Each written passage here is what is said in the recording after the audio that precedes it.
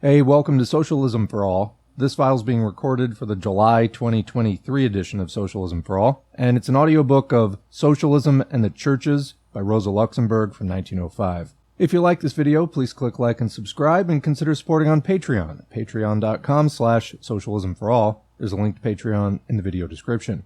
I apologize if there's a little more background noise than usual. It's summer, and I have an AC on.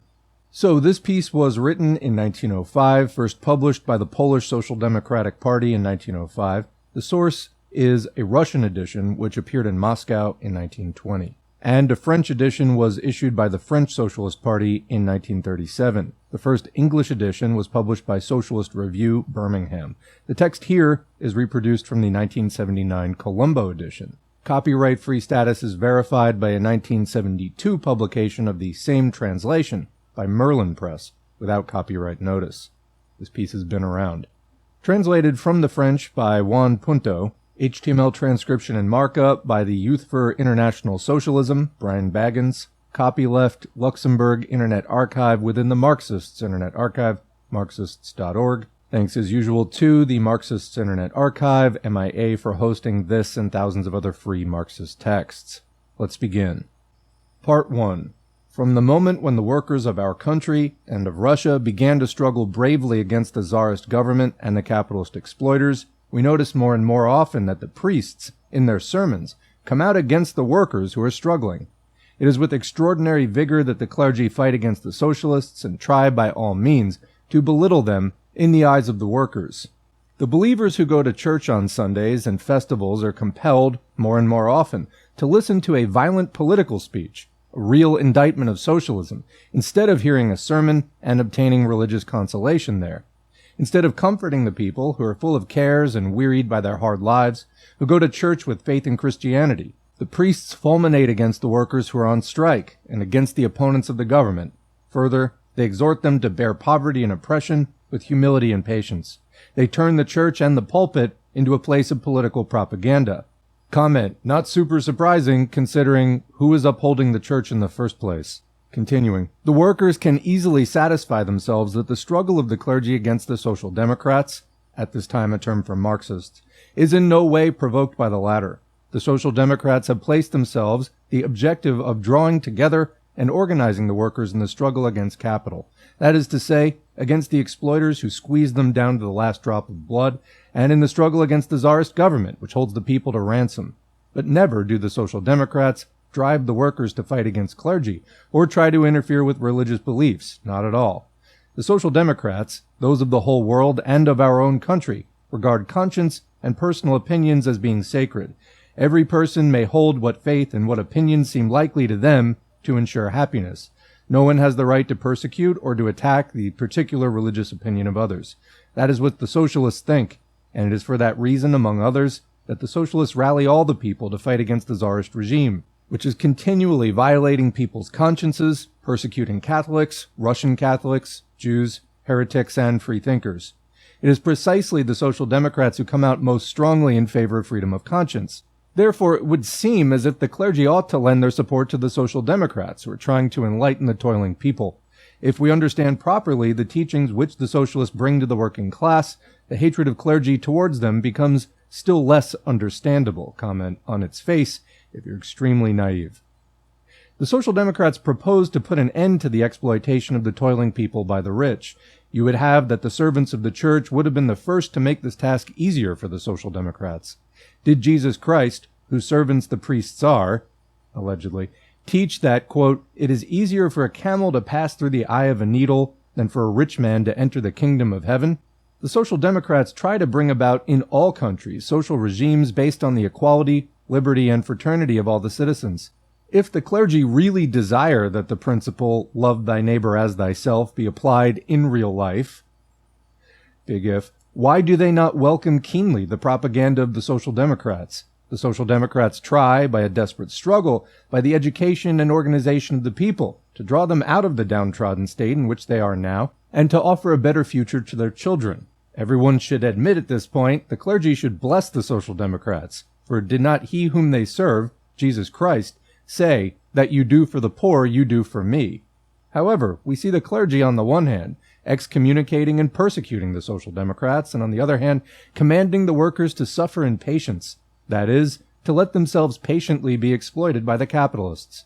The clergy storm against the Social Democrats, exhort the workers not to revolt against the overlords, but to submit obediently to the oppression of this government which kills defenseless people, which sends to the monstrous butchery of the war millions of workers, which persecutes Catholics, Russian Catholics, and old believers. Thus, the clergy, which makes itself the spokesman of the rich, the defender of exploitation and oppression, places itself in flagrant contradiction to the Christian doctrine. The bishops and the priests are not the propagators of Christian teaching, but the worshippers of the golden calf and of the knout which whips the poor and defenseless. Again, everyone knows how the priests themselves make profit from the worker, extract money out of him on the occasion of marriage, baptism, or burial. How often has it happened that the priest, called to the bedside of a sick man to administer the last sacraments, refused to go there before he had been paid his fee? The worker goes away in despair, to sell or pawn his last possession, so as to be able to give religious consolation to his kindred. It is true that we do meet churchmen of another kind. There exists some who are full of goodness and pity, and who do not seek gain. These are always ready to help the poor. But we must admit that these are indeed uncommon, and they can be regarded in the same way as white blackbirds. The majority of priests, with beaming faces, bow and scrape to the rich and powerful, silently pardoning them for every depravity, every iniquity. With the workers, the clergy behave quite otherwise. They think only of squeezing them pity. In harsh sermons, they condemn the covetousness of the workers, when these latter do no more than defend themselves against the wrongs of capitalism. The glaring contradiction between the actions of the clergy and the teachings of Christianity must make everyone reflect. The workers wonder how it comes about that the working class, in its struggle for emancipation, finds in the servants of the church enemies and not allies. How does it happen that the church plays the role of a defense of wealth and bloody oppression, instead of being the refuge of the exploited? In order to understand this strange phenomenon, really so strange, it is sufficient to glance over the history of the church and to examine the evolution through which it has passed in the course of the centuries. Part 2. The Social Democrats want to bring about the state of communism. That is chiefly what the clergy have against them. First of all, it's striking to notice that the priests of today who fight against communism condemn in reality, first, Christian apostles, for these latter were nothing else than ardent communists. The Christian religion developed, as is well known, in ancient Rome, in the period of the decline of the empire, which was formerly rich and powerful, comprising the countries which today are Italy and Spain, part of France, part of Turkey, Palestine, and other territories. The state of Rome at the time of the birth of Jesus Christ, as the calendars say at least, much resembled that of Tsarist Russia. On one side there lived a handful of rich people in idleness, enjoying luxury and every pleasure. On the other side was an enormous mass of people rotting in poverty. Above all, a despotic government, resting on violence and corruption, exerted a vile oppression. The whole Roman Empire was plunged into complete disorder, ringed round by threatening external foes. The unbridled soldiery in power practiced its cruelties on the wretched populace. The countryside was deserted. The land lay waste. The cities, and especially Rome, the capital, were filled with the poverty-stricken who raised their eyes, full of hate, to the palaces of the rich. The people were without bread, without shelter, without clothing, without hope, and without the possibility of emerging from their poverty. There's only one difference between Rome in her decadence and the empire of the czars. Rome knew nothing of capitalism. Heavy industry did not exist there. At that time, slavery was the accepted order of things in Rome. Noble families, the rich, the financiers, satisfied all their needs by putting to work the slaves with which war had supplied them. In the course of time, these rich people had laid hands on nearly all the provinces of Italy by stripping the Roman peasantry of their land. As they appropriated cereals in all the conquered provinces as tribute without cost, they profited thereby to lay out on their own estates magnificent plantations, vineyards, pastures, orchards, and rich gardens, cultivated by armies of slaves working under the whip of the overseer. The people of the countryside, robbed of land and bread, flowed from all the provinces into the capital. But there they were in no better a position to earn a livelihood, for all the trades were carried on by slaves. Thus there was formed in Rome a numerous army of those who possessed nothing, the proletariat, having not even the possibility of selling their labor power. Footnote there about the proletariat, quoting the Communist Journal, No. 1, September 1847, Proles is the Latin for children, for offspring. Proletarians, therefore, constituted that class of citizens who owned nothing but the arms of their body and the children of their loins. Another quote about the proletariat from Sismondi by way of Karl Marx in the 18th Brumaire: "The Roman proletariat lived at the expense of society, whereas modern society lives at the expense of the proletariat." For more about the proletariat, see Engels' Principles of Communism, Question 2, and also the Communist Manifesto, which is basically a restatement of Principles of Communism. Back to the main text. This proletariat, coming from the countryside, could not, therefore, be absorbed by industrial enterprises, as is the case today. They became victims of hopeless poverty and were reduced to beggary. This numerous popular mass, starving and without work, crowding the suburbs and open spaces and streets of Rome, constituted a permanent danger to the government and the possessing classes. Therefore, the government found itself compelled, in its own interest, to relieve this poverty. From time to time, it distributed to the proletariat corn and other foodstuffs stored in the warehouses of the state. Further, to make the people forget their hardships, it offered them free circus shows. Unlike the proletariat of our time, which maintains the whole of society by its labors, the enormous proletariat of Rome existed on charity. It was the wretched slaves, treated like beasts, who worked for Roman society. In this chaos of poverty and degradation, the handful of Roman magnates spent their times in orgies and debauchery. There was no way out of these monstrous social conditions. The proletariat grumbled and threatened from time to time to rise in revolt, but a class of beggars, living on crumbs thrown from the table of the lords, could not establish a new social order. Further, the slaves who maintained by their labor the whole of society were too downtrodden, too dispersed, too crushed under the yoke, treated as beasts, and living too isolated from the other classes to be able to transform society. They often revolted against their masters, tried to liberate themselves by bloody battles, but every time the Roman army crushed these revolts, massacring the slaves in thousands and putting them to death on the cross. In this crumbling society, where there existed no way out of their tragic situation for the people, no hope of a better life, the wretched turned to heaven to seek salvation there. The Christian religion appeared to these unhappy beings as a lifebelt, a consolation and an encouragement, and it became, right from the beginning, the religion of the Roman proletarians. In conformity with the material position of the men belonging to this class, the first Christians put forward the demand for property in common, communism. What could be more natural? The people lacked the means of subsistence and were dying of poverty. A religion which defended the people demanded that the rich should share with the poor the riches which ought to belong to all, and not to a handful of privileged people. A religion which preached the equality of all men would have great success. However, this had nothing in common with the demand which the Social Democrats put forward today, with a view into making into common property the instruments of work, the means of production, in order that all humanity may work and live in harmonious unity. We have been able to observe that the Roman proletarians did not live by working, but from the alms which the government doled out. So the demand of the Christians for collective property did not relate to the means of production, but the means of consumption. They did not demand that the land, the workshops, and the instruments of work should become collective property, but only that everything should be divided up among them: houses, clothing, food, and finished products most necessary to life. The Christian communists took great care not to inquire into the origin of these riches. The work of production always fell upon the slaves.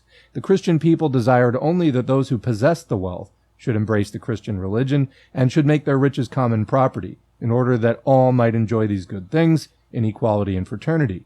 It was indeed in this way that the first Christian communities were organized. A contemporary wrote, quote, "These do not believe in fortunes, but they preach collective property, and no one among them possesses more than the others.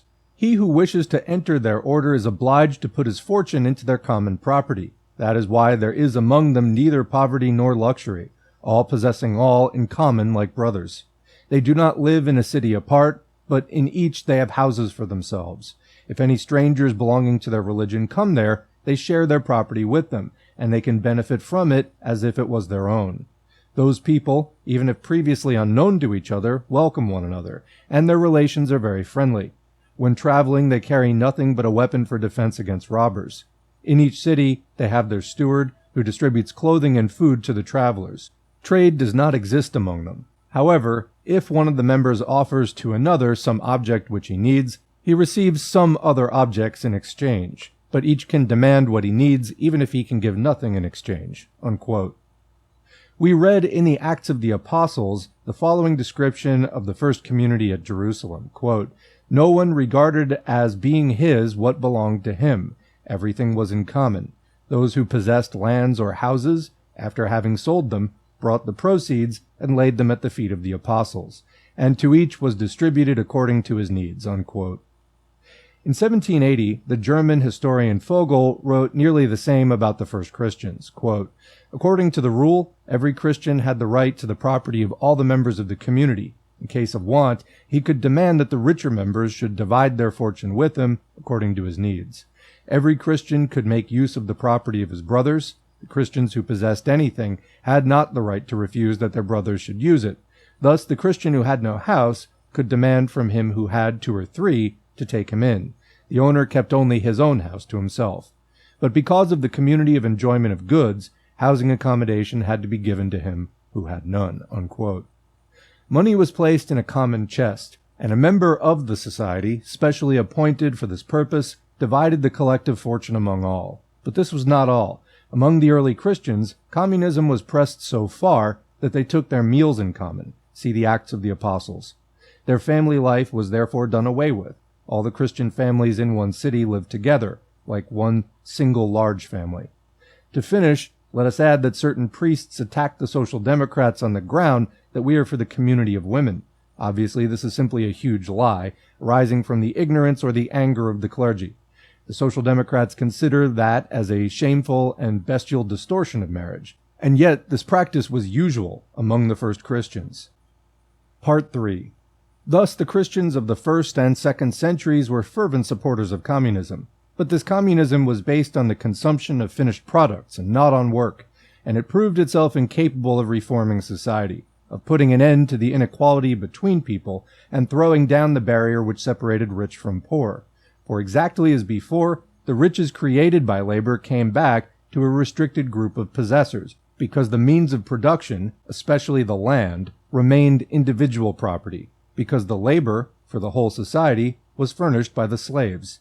The people, deprived of means of subsistence, only received alms, according to the good pleasure of the rich. While some, a handful in proportion to the mass of the people, possessed exclusively for their own use all the arable lands, forests and pastures, farm animals and farm buildings, all the workshops, tools and materials of production, and others, the immense majority, possessed nothing at all that is indispensable in production, there can be no question whatever of equality between people. In such conditions, society evidently finds itself divided into 2 classes, the rich and the poor, those of luxury and those of poverty. Suppose, for example, that the rich proprietors, influenced by the Christian doctrine, offered to share up between the people all the riches which they possessed in the forms of money, cereals, fruit, clothing, and animals. What would the result be? Poverty would disappear for several weeks, and during this time the populace would be able to feed and clothe themselves. But the finished products are quickly used up. After a short lapse of time, the people, having consumed the distributed riches, would once again have empty hands.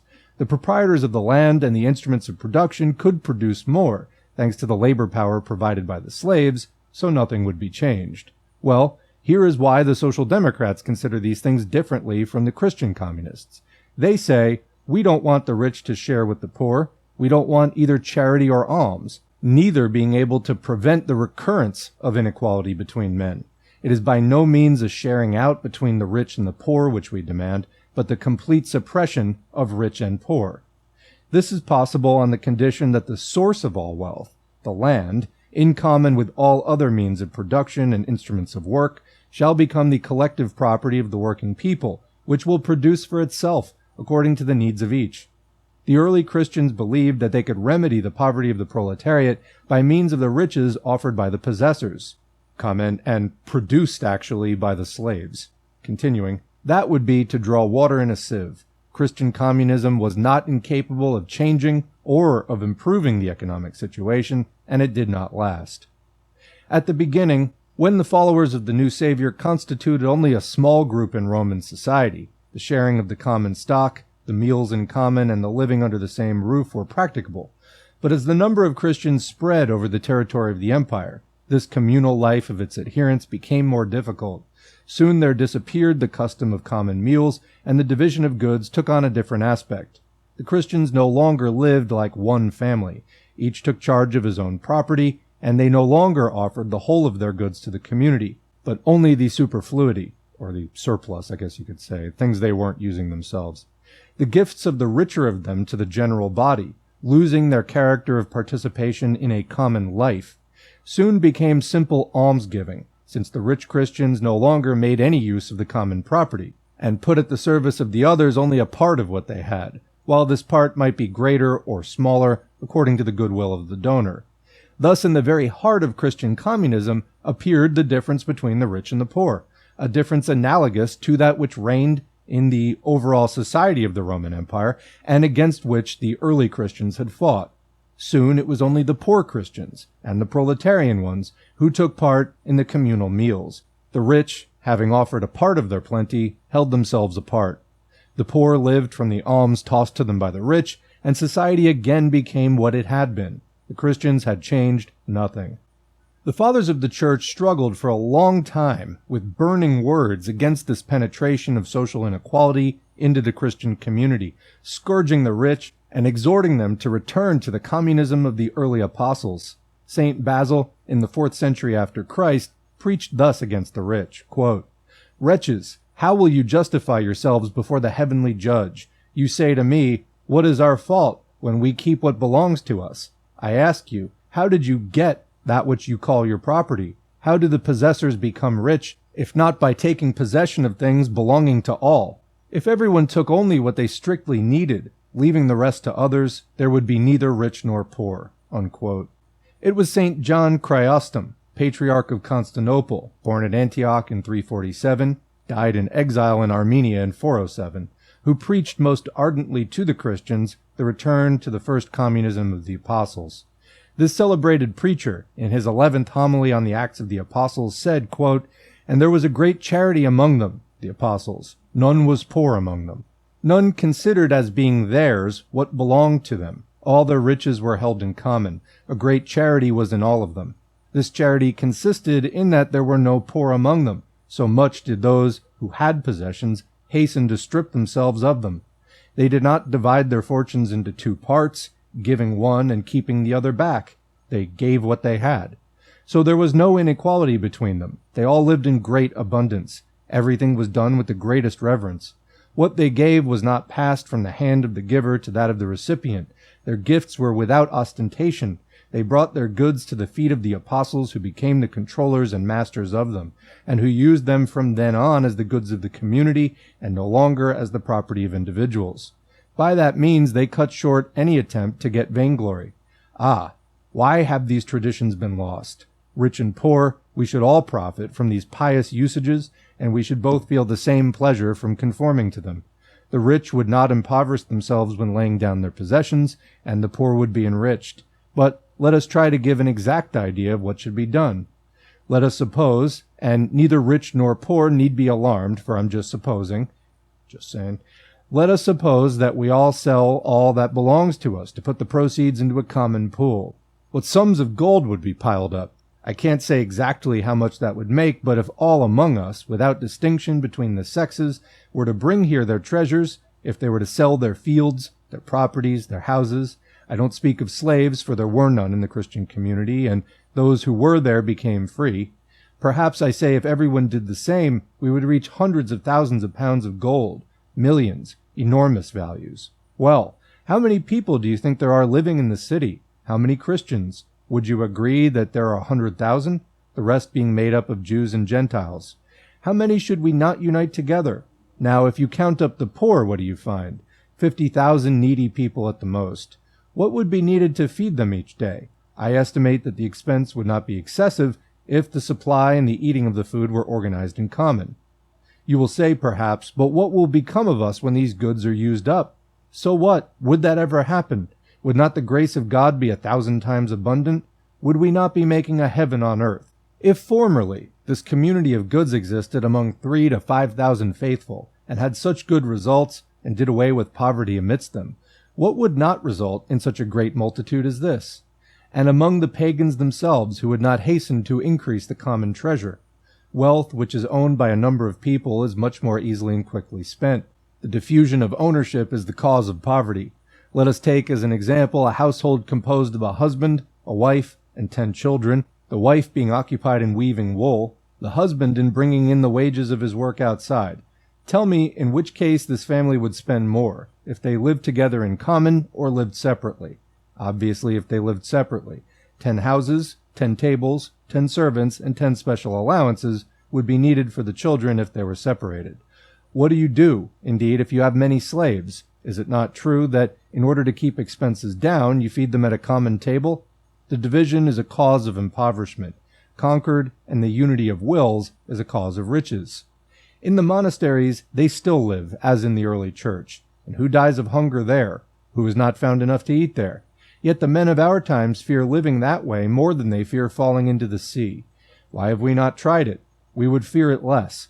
What a good act that would be, if a few of the faithful, hardly 8,000, dared in the face of a whole world, where they have nothing but enemies, to make a courageous attempt to live in common, without any outside help. How much more could we do it today, now that there are Christians throughout the whole world? Would there remain one single Gentile? Not one. I believe we would attract them all and win them to us." Unquote. These ardent sermons of St. John Chrysostom were in vain. Men no longer tried to establish communism either at Constantinople or anywhere else. At the same time as Christianity expanded and became, at Rome after the 4th century, the dominant religion, the faithful went further and further away from the example of the first apostles. Even within the Christian community itself, the inequality of goods between the faithful increased. Again, in the 6th century, Gregory the Great said, quote, "It is by no means enough not to steal the property of others. You are in error if you keep to yourself the wealth which God has created for all. He who does not give to others what he possesses is a murderer, a killer. When he keeps for his own use what would provide for the poor, one can say that he is slaying all those who could have lived from his plenty." Comment: this is similar to Engels' concept of social murder. Continuing. "When we share with those who are suffering, we do not give what belongs to us, but what belongs to them. This is not an act of pity, but the payment of a debt." Unquote. These appeals remained fruitless, but the fault was by no means with the Christians of those days, who were indeed more responsive to the words of the Fathers of the Church than are the Christians of today. This was not the first time in the history of humanity that economic conditions have shown themselves to be stronger than fine speeches. The communism, this community of the consumption of goods, which the early Christians proclaimed, could not be brought into existence without the communal labor of the whole population, on the land as common property, as well as in the communal workshops. At the period of the early Christians, it was impossible to inaugurate communal labor with communal means of production, because, as we have already stated, the labor rested not upon free men, but upon the slaves, who lived on the edge of society. Christianity did not undertake to abolish the inequality between the labor of different people, nor between their property. And that is why its efforts to suppress the unequal distribution of consumption goods did not work. The voices of the Fathers of the Church proclaiming communism found no echo. Besides, these voices soon became less and less frequent, and finally fell silent altogether. The Fathers of the Church ceased to preach the community and the dividing up of goods because the growth of the Christian community produced fundamental changes within the Church itself. Part 4. In the beginning, when the number of Christians was small, the clergy did not exist in the proper sense of the word. The faithful, who formed an independent religious community, united together in each city. They elected a member responsible for conducting the service of God and carrying out the religious rites. Every Christian could become the bishop or prelate. These functions were elective, subject to recall, honorary, and carried no power other than that which the community gave of their own free will. In proportion as the number of the faithful increased, and the communities became more numerous and richer, to run the business of the community and to hold office became an occupation which demanded a great deal of time and full concentration. As the office bearers could not carry out these tasks at the same time as following their private employment, the custom grew up of electing from among the members of the community an ecclesiastic who was exclusively entrusted with these functions. Therefore, these employees of the community had to be paid for their exclusive devotion to its affairs. Thus, there formed within the church a new order of employees of the church, which separated itself from the main body of the faithful, the clergy. Parallel with the inequality between rich and poor, there arose another inequality, that between the clergy and the people. The ecclesiastics, at first elected among equals with a view to performing a temporary function, raised themselves to form a caste which ruled over the people. The more numerous the Christian communities became in the cities of the enormous Roman Empire, the more the Christians, persecuted by the government, felt the need to unite to gain strength. The communities, scattered over all the territory of the empire, therefore organized themselves into one single church. This unification was already a unification of the clergy, and not of the people. From the 4th century, the ecclesiastics of the communities met together in councils. The first council took place at Nicaea in 325. In this way, there was formed the clergy, an order apart and separated from the people. The bishops of the stronger and richer communities took the lead at the councils. That is why the Bishop of Rome soon placed himself at the head of the whole of Christianity and became the Pope. Thus an abyss separated the clergy, divided up in the hierarchy from the people. At the same time, the economic relations between the people and the clergy underwent a great change. Before the formation of this order, all that the rich members of the church offered to the common property belonged to the poor people. Afterwards, a great part of the funds was spent on paying the clergy and running the church. When, in the 4th century, Christianity was protected by the government and was recognized at Rome as being the dominant religion, the persecutions of the Christians ended, and the services were no longer carried on in catacombs or in modest halls, but in churches which began to be more and more magnificently built. These expenses thus reduced the funds intended for the poor. Already in the 5th century, the revenues of the church were divided into 4 parts, the first for the bishop, the second for the minor clergy, the third for the upkeep of the church, and it was only the 4th part which was distributed among the needy. The poor Christian population received therefore a sum equal to what the bishop received for himself alone. In the course of time, the habit was lost of giving to the poor a sum determined in advance. Moreover, as the higher clergy gained in importance, the faithful no longer had control over the property of the church. The bishops gave to the poor according to their good pleasure. The people received alms from their own clergy. But that's not all. At the beginning of Christianity, the faithful made goodwill offerings to the common stock. As soon as the Christian religion became a state religion, the clergy demanded that gifts must be brought by the poor as well as by the rich. From the 6th century, the clergy imposed a special tax, the tithe, a 10th part of the crops, which had to be paid to the church. This tax crushed the people like a heavy burden. In the course of the Middle Ages, it became a real scourge to the peasants oppressed by serfdom. The tithe was levied on every piece of land, on every property, but it was always the serf who paid it by his labor. Thus, the poor people not only lost the help and support of the church, but they saw the priests ally themselves with their other exploiters, princes, nobles, moneylenders.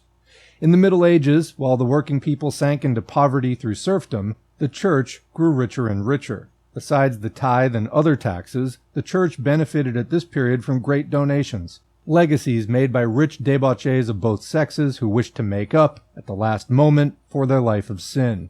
They gave and made over to the church money, houses, entire villages with their serfs, and often ground rents or customary labor dues, corvées. In this way, the church acquired enormous wealth.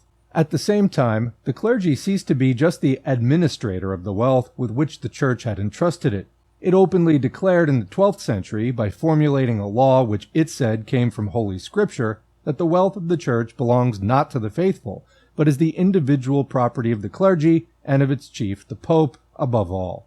Ecclesiastical positions therefore offered the best opportunities to obtain large revenue. Each ecclesiastic disposed of the property of the church as if it were his own, and largely endowed from it his relatives, sons, and grandsons. By this means, the goods of the church were pillaged and disappeared into the hands of the families of the clergy. For that reason, the popes declared themselves to be the sovereign proprietors of the fortunes of the church and ordained the celibacy of the clergy, in order to keep it intact and to prevent their patrimony from being dispersed. Celibacy was decreed in the 11th century, but it was not put into practice until the 13th century in view of the opposition of the clergy. Further, to prevent the dispersal of the church's wealth, In 1297, Pope Boniface VIII forbade ecclesiastics to make a present of their incomes to laymen without permission of the Pope. Thus, the Church accumulated enormous wealth, especially in arable lands, and the clergy of all Christian countries became the most important landed proprietor. It often possessed a third or more than a third of all the lands of the country. The peasant people paid not only the labor dues, corvée, but the tithe as well, and that not only on the lands of the princes and the nobles, but on enormous tracts where they worked directly for the bishops, archbishops, parsons, and convents. Among all the mighty lords of feudal times, the Church appeared as the greatest exploiter of all. In France, for example, at the end of the 18th century, before the Great Revolution, the clergy possessed the fifth part of all the territory of the country, with an annual income of about 100 million francs. The tithes paid by the proprietors amounted to 23 million. This sum went to fatten 2,800 prelates and bishops, 5,600 superiors and priors, 60,000 parsons and curates, and 24,000 monks, and 26,000 nuns who filled the cloisters. This army of priests was freed from taxation and from the requirement to perform military service. In times of calamity, war, bad harvest, epidemics, the Church paid to the state treasury a, quote, voluntary tax, which never exceeded 16 million francs. The clergy, thus privileged, formed, with the nobility, a class living on the blood and sweat of the serfs. The high posts in the Church, and those which paid best, were distributed only to the nobles, and remained within the hands of the nobility. Consequently, in the period of serfdom, the clergy was the faithful ally of the nobility, giving it support and helping it to oppress the people, to whom it offered nothing but sermons, according to which they should remain humble and resign themselves to their lot. When the country and town proletariat rose up against oppression and serfdom, it found in the clergy a ferocious opponent. It is also true, even within the Church itself, that there existed two classes: the higher clergy, who engulfed all the wealth, and the great mass of the country parsons, whose modest livings brought in no more than 500 francs to 2,000 francs a year. Therefore, this unprivileged class revolted against the superior clergy, and in 1789, during the Great Revolution, it joined up with the people to fight against the power of the lay and ecclesiastical nobility. Comment, slow burn on this one, but it's starting to really heat up. Part 5. Thus were the relations between the Church and the people modified with the passage of time. Christianity began as a message of consolation to the disinherited and the wretched. It brought a doctrine which combated social inequality and the antagonism between rich and poor. It taught the community of riches. Soon this temple of equality and fraternity became a new source of social antagonisms. Having given up the struggle against individual property, which was formerly carried on by the early apostles, the clergy itself gathered riches together. It allied itself with the possessing classes, who lived by exploiting the labor of the toiling class. In feudal times, the Church belonged to the nobility, the ruling class, and fiercely defended the power of the latter against revolution. At the end of the 18th century and the beginning of the 19th century, the people of Central Europe swept away serfdom and the privileges of the nobility. At that time, the Church allied itself afresh with the dominant classes, with the industrial and commercial bourgeoisie. Today, the situation has changed, and the clergy no longer possess great estates, but they do own capital, which they try to make productive by the exploitation of the people through commerce and industry, as do the capitalists. The Catholic Church in Austria possessed, according to its own statistics, a capital of more than 813 million crowns, of which 300 million were in arable lands and in property, 387 million of debentures, and further, it lent at interest the sum of 70 million to factory owners and businessmen. And that is how the Church, adapting itself to modern times, changed itself into an industrial and commercial capitalist from being a feudal overlord. As formerly, it continues to collaborate with the class which enriches itself at the expense of the rural proletariat. This change is even more striking in the organization of convents. In certain countries, such as Germany and Russia, the Catholic cloisters have been suppressed for a long time, but where they still exist, in France, Italy, and Spain, all evidence points to how enormous is the part played by the Church in the capitalist regime. Comment, so this is really what I was saying in the beginning, is who do you think is keeping them in power? They're part and parcel of the system. The bourgeoisie, to some extent, when there were bourgeois revolutions, deposed the church as, kind of the more central player. However, the church just adapted. And I mean, you see this throughout the history of feudalism adapting to capitalism being introduced. It just participates in the new game. It doesn't usually just lose all of its property and privilege. The capitalists also find it useful to keep around this relic of reaction because the capitalists start out as, quote, freedom fighters for the people, but really they want to halt social progress and not have things progress into socialism. So they need to use these old institutions as kind of anchors to prevent progress and social revolution from advancing beyond capitalism. The capitalists need a proletariat to exploit, otherwise they don't get rich, they can't multiply their capital, and so they're basically in cahoots. Continuing. In the Middle Ages, the convents were the refuge of the people. It was there that they sought shelter from the severity of lords and princes. It was there that they found food and protection in case of extreme poverty. The cloisters did not refuse bread and nourishment to the hungry. Let us not forget, especially, that the Middle Ages knew nothing of the commerce such as is usual in our days. Every farm, every convent produced in abundance for itself, thanks to the labor of the serfs and the craftsmen. Often the provisions in reserve found no outlet. When they had produced more corn, more vegetables, more wood than was needed for the consumption of the monks, the excess had no value. There was no buyer for it, and not all products could be preserved. In these conditions, the convents freely looked after their poor, in any case offering them only a small part of what had been extracted from their serfs. This was the usual custom in this period, and nearly every farm belonging to the nobility acted similarly. In fact, the cloisters profited considerably from their benevolence.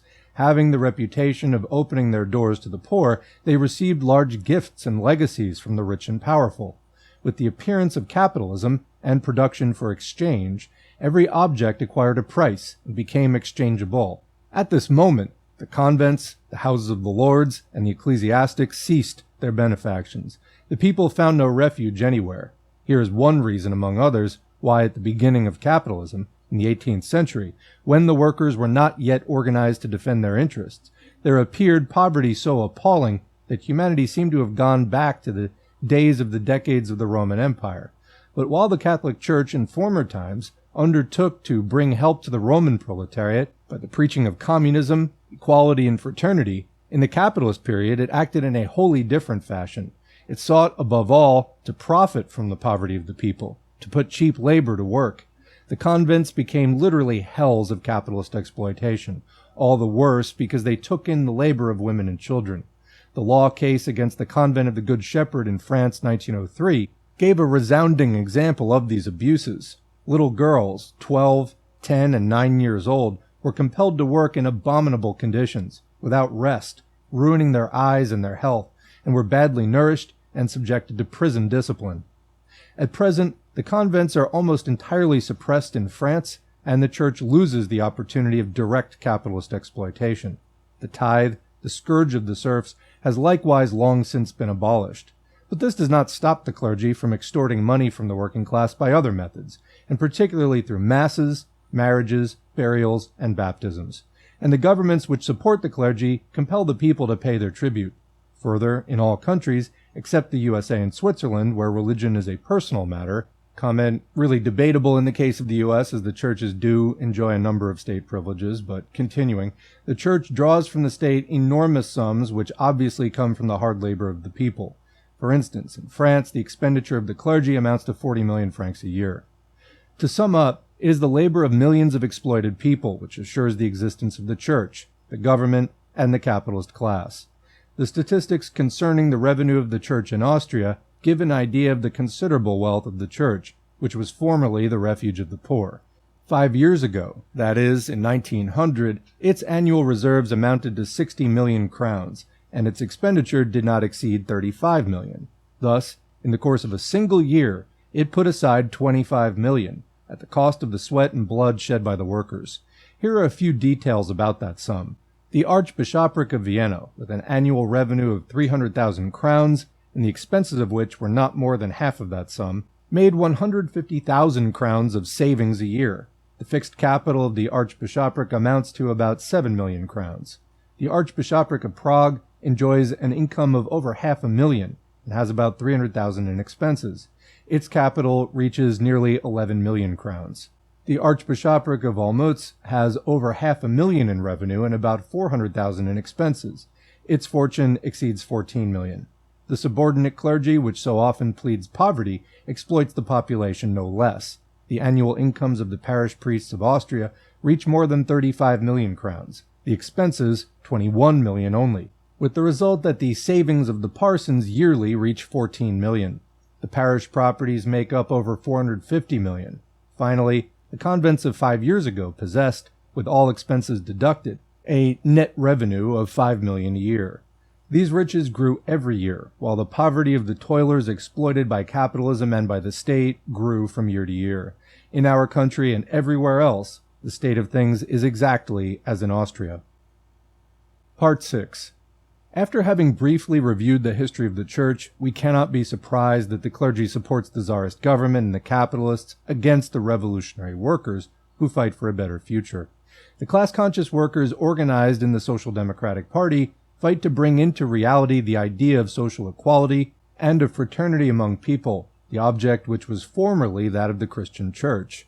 Nonetheless, equality cannot be realized either in a society based on slavery nor in a society based on serfdom. It becomes capable of being realized in our present period, that is, the regime of industrial capitalism. What the Christian apostles could not accomplish by their ardent discourses against the egoism of the rich, the modern proletarians, workers conscious of their class position, can start working in the near future by the conquest of political power in all countries, by tearing the factories, the land, and all the means of production from the capitalists, to make them the communal property of the workers. The communism which the Social Democrats have in view does not consist of the dividing up between beggars and rich and lazy of the wealth produced by slaves and serfs, but in honest, common, united work and the honest enjoyment of the common fruits of that work. Socialism does not consist of generous gifts made by the rich to the poor, but in the total abolition of the very difference between rich and poor, by compelling all alike to work according to their capacity, by the suppression of the exploitation of man by man. For the purpose of establishing the socialist order, the workers organize themselves in the Workers' Social Democratic Party, which pursues this aim. And that is why the social democracy and the workers' movement meets with the ferocious hatred of the possessing classes, which live at the expense of the workers.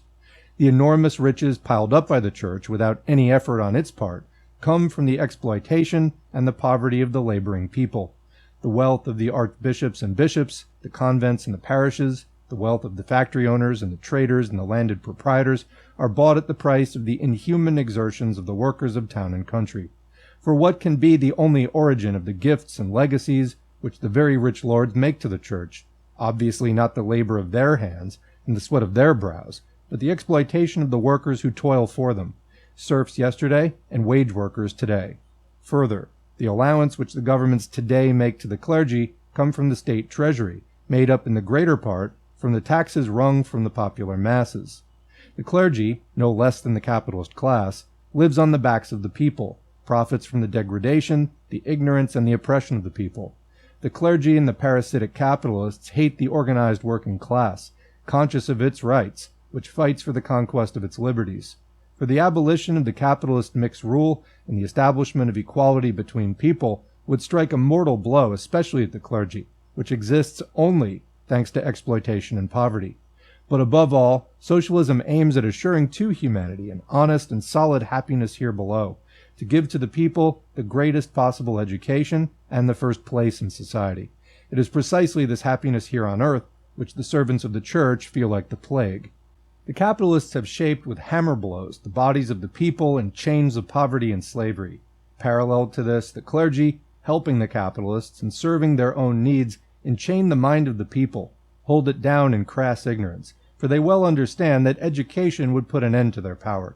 Well, the clergy, falsifying the early teaching of Christianity, which had as its object the earthly happiness of the lowly, tries today to persuade the toilers that the suffering and the degradation which they endure come not from a defective social structure, but from heaven, from the will of providence.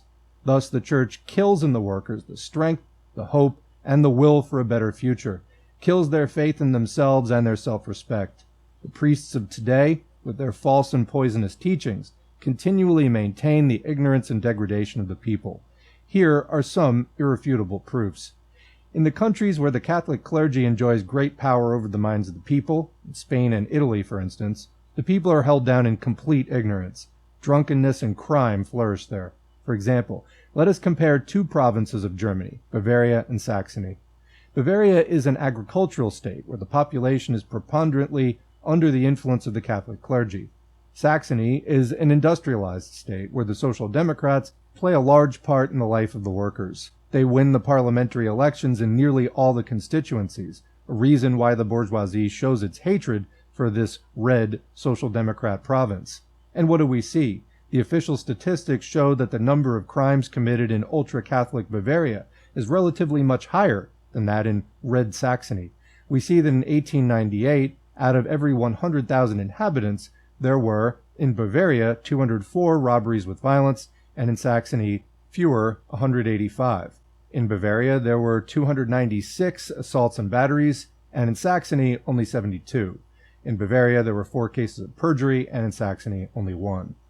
A wholly similar situation is found when we compare the record of crime in priest-dominated Posen with that in Berlin, where the influence of social democracy is greater. In the course of the year, we see for every 100,000 inhabitants in Posen, 232 cases of assault and battery, and in Berlin, 172 only.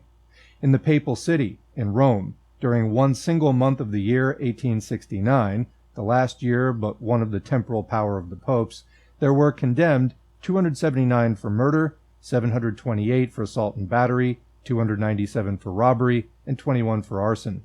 These are the results of clerical domination over the poverty-stricken people. This does not mean to say that the clergy directly incite people to crime. Quite the contrary, in their sermons the priests often condemn theft, robbery, and drunkenness. But people do not steal, rob, or get drunk at all because they like to do so or insist upon it. It is poverty and ignorance that are the causes of it. Therefore, he who keeps alive the ignorance and poverty of the people, he who kills their will and energy to act out of the situation, he who puts all sorts of obstacles in the way of those who try to educate the proletariat, he is responsible for these crimes just as if he were an accomplice. The situation in the mining areas of Catholic Belgium was similar until recently. The Social Democrats went there. Their vigorous appeal to the unhappy and degraded workers sounded throughout the country. Worker, lift yourself up. Do not rob. Do not get drunk. Do not lower your head in despair. Read. Teach yourself. Join up with your class brothers in the organization. Fight against the exploiters who mistreat you. You will emerge from poverty. You will become a man. Thus the Social Democrats everywhere lift up the people and strengthen those who lose hope, rally the weak into a powerful organization. They open the eyes of the ignorant and show them the way of equality, of liberty, and of love for our neighbors. On the other hand, the servants of the church bring to the people only words of humiliation and discouragement. And if Christ were to appear on earth today, he would surely attack the priests, the bishops, and archbishops who defend the rich and live by exploiting the unfortunate, as formerly he attacked the merchants whom he drove from the temple so that their ignoble presence should not defile the house of God. That is why there has broken out a desperate struggle between the clergy, the supporters of oppression, and the Social Democrats, the spokesmen of liberation. Is this fight not to be compared with that of the dark night and the rising sun? Because the priests are not capable of combating socialism by means of intelligence or truth, they have to recourse to violence and wickedness. Their Judas talk calumniates those who rouse class consciousness. By means of lies and slander, they try to besmirch all those who give up their lives for the workers' cause. These servants and worshippers of the golden calf support and applaud the crimes of the Tsarist government and defend the throne of this latest despot who oppresses the people like Nero. But it's in vain that you put yourselves about, you degenerate servants of Christianity who have become the servants of Nero. It is in vain that you help our murderers and our killers, in vain that you protect the exploiters of the proletariat under the sign of the cross. Your cruelties and your calumnies in former times could not prevent the victory of the Christian idea, the idea which you have sacrificed to the golden calf. Today your efforts will raise no obstacle to the coming of socialism. Today it is you, in your lies and your teachings, who are pagans, and it is we who bring to the poor, to the exploited, the tidings of fraternity and equality. It is we who are marching to the conquest of the world as he did formerly, who proclaimed that it is easier for a camel to pass through the eye of a needle than for a rich man to enter the kingdom of heaven. Part 7. A few final words. The clergy has at its disposal two means to fight social democracy. Where the working class movement is beginning to win recognition, as is the case in our country, Poland, where the possessing classes still hope to crush it, the clergy fights the socialists by threatening sermons, slandering them, and condemning the covetousness of the workers. But in the countries where political liberties are established and the Workers' Party is powerful, as for example in Germany, France, and Holland, there the clergy seeks other means. It hides its real purpose and does not face the workers any more as an open enemy, but as a false friend. Thus you will see the priests organizing the workers and launching, quote, Christian trade unions. In this way, they try to catch the fish in their net to attract the workers into the trap of these false trade unions, where they teach humility, unlike the organizations of the social democracy, which have in view struggle and defense against maltreatment. When the Tsarist government finally falls under the blows of the revolutionary proletariat of Poland and Russia, and when political liberty exists in our country, then we shall see the same Archbishop Popiel and the same ecclesiastics who today thunder against the militants, suddenly beginning to organize the workers into Christian and national associations in order to mislead them. Already we are at the beginning of this underground activity of the, quote, national democracy, which assures the future collaboration with the priests and today helps them to slander the Social Democrats. The workers must therefore be warned of the danger so that they will not let themselves be taken in on the morrow of the victory of the revolution by the honeyed words of those who today, from the heights of the pulpit, dare to defend the Tsarist government, which kills the workers, and the repressive apparatus of capital, which is the principal cause of the poverty of the proletariat. In order to defend themselves against the antagonism of the clergy at the present time, during the revolution, and against their false friendship tomorrow, after the revolution, it's necessary for the workers to organize themselves in the Social Democratic Party. And here is the answer to all the attacks of the clergy. The social democracy in no way fights against religious beliefs. On the contrary, it demands complete freedom of conscience for every individual and the widest possible toleration for every faith and every opinion. But from the moment when the priests use the pulpit as a means of political struggle against the working classes, the workers must fight against the enemies of their rights and their liberation. For he who defends the exploiters and who helps to prolong this present regime of misery, he is the mortal enemy of the proletariat, whether he be in a cassock or in the uniform of the police. And that's the end of the audiobook. I don't have a lot of comments to add here. I will just say I especially liked the way that Luxemburg laid out the history of the church, how and why it changed over time, and how it became a massive exploiter aligned with the state. And again, this is in part, or maybe even primarily, because the Christian communism and that sort of Christian society that was oriented around the alleviation of the suffering of the poor and things like that was founded on an incomplete understanding of how to actually eliminate that suffering, did not go to the root. Ultimately, it failed, and the church morphed into this sort of horrific monstrosity. And you could say that, as the case was made in here, that material conditions, the lack of industry and sort of, advanced machinery would have made it difficult or impossible to have, what we now consider as like Marxist communism. But my point is that they didn't even really try. It was just like, hey, goods and services come from the ether, just out of the blue sky, and, let's share them, stop hogging them over there. And it's like, well, that sort of orientation doesn't even consider where they came from. So who knows, maybe they could have worked something better out, but failing to take that into consideration, it was just an impossibility. Anyway, the other point that I'd like to make is I think a lot of these texts, Marxism is materialistic and atheistic. That's just a fact. That is what is expected among Marxists, communists, scientific socialists, to have a scientific, materialistic, and not a religious, idealistic view of the world. When we're trying to understand the causes of things in the world in which we live, taking a rigorously materialistic view of things, Marx considered fundamental to the proletariat being able to find the inner strength to actually pull off revolution. That it was Marx's view that only those who held man to be the highest essence for man, Only such people would be capable of doing such a thorough reevaluation and revolution in society as to actually bring about communism. So that's kind of understood to be the basis within the inner core of revolutionaries within the party. Or as Lenin and others say, religion is considered in socialism to be a private or personal matter with regard to the state.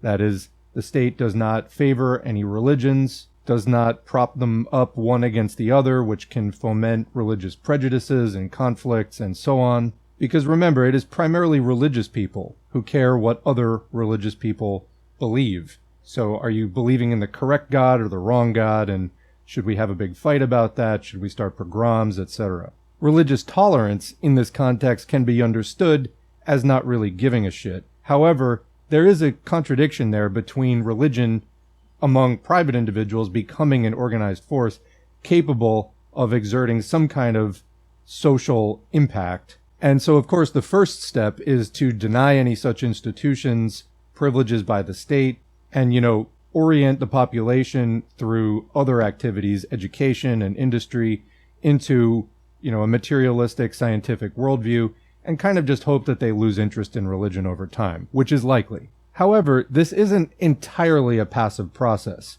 There are active components of it, especially when religious institutions do take part in some kind of counter-revolutionary activity.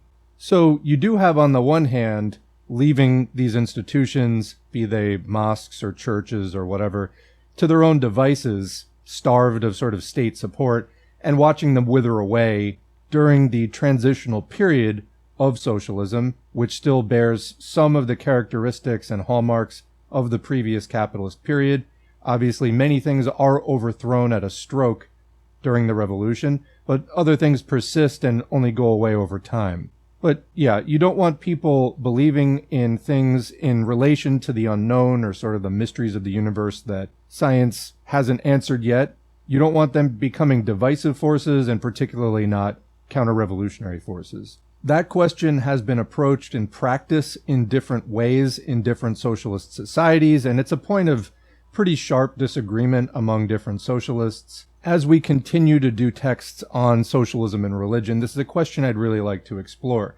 Because as I started out saying, in socialism, religion is reduced to a private or personal matter in relation to the state, but the other half of that is, but not in relation to the party. The party, the Workers' Party, Communist Party, considers it important that communists embrace a fully materialistic point of view. Although even here, you see, I think even Lenin, trying to walk a line of contradiction, which at times I think is just a line you can't entirely walk. For example, in the 1909 piece, The Attitude of the Workers' Party to Religion, this distinction is discussed at some length between sort of religious policy for the overall society and then religious policy within the party. And I do think you here see some contradiction in the name of political expediency, what you might call religious opportunism. It's not a primary or fundamental question, and therefore I guess this opportunism, is of secondary or lesser importance. It still kind of bugs me personally, just as far as logical consistency goes. I don't think it's a good look. As far as yes, we will let in religious people to the party as long as they're not too loud about it, and they agree to accept the party program and spreading a materialist worldview and so on. But how committed can people really be if they still have a religious outlook? So that's one thing for me. Again, it's a question of secondary or even lesser importance in terms of organizing the kind of revolutionary work, because it still bothers me in terms of it standing out as a piece of self-contradictory and illogical work that I don't think, the reason it stands out is I don't think that kind of reasoning is found anywhere else really but on this question from anything that I've read, from Lenin in particular. And yes, Lenin makes the point that we don't want to combat religion just in an idealistic manner, but in a materialist one. In other words, by eroding the underpinnings of the suffering that sort of leads people to religion. On the other hand, we're expecting the religion to be at the core organized by a vanguard that has already thrown this off. So which is it? The question of religion and magical thinking and that sort of illogical, anti-materialist well, it's really just magical thinking in the end. Again, the sort of opportunism towards that or the toleration of that, it's not as critical as some other political questions, but I would like to see more logical consistency there. And looking at some of the disagreements which still persist about this question today, particularly as we see religion, the institutions of religion, serving as powerful forces in the neoliberal counter-revolution. The bourgeoisie really re-embracing, prosperity gospel and all this other kind of stuff in the United States. The mega churches probably really just being like CIA outlets at this point.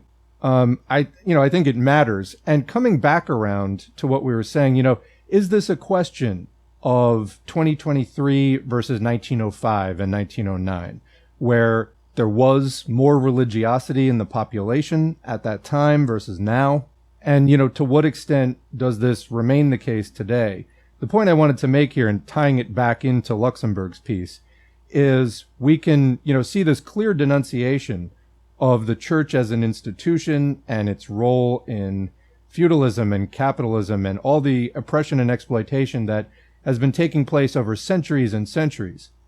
Can we entirely divorce their teachings, the ideology that they're promulgating, from that institution?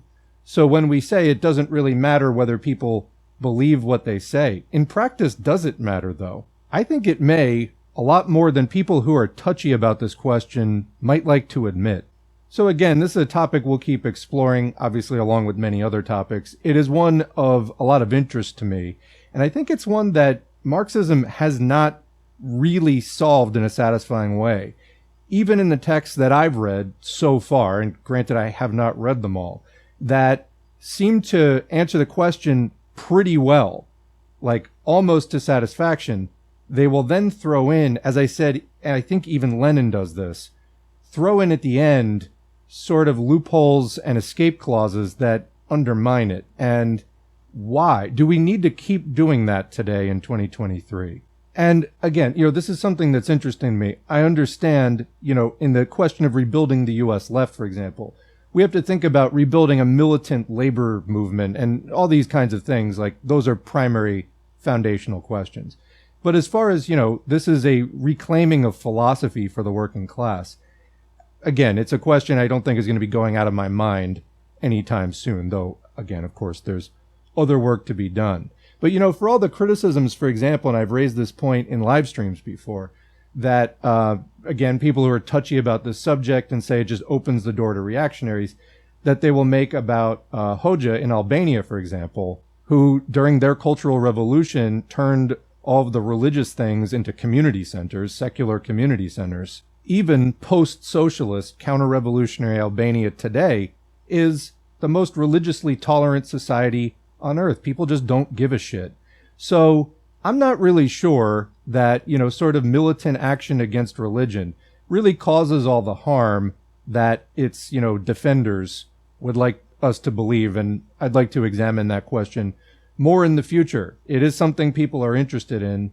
Again, rebuilding the labor movement, primary, this is somewhere down the ladder, but that doesn't mean that, like many other topics that are not primary, we can't explore them.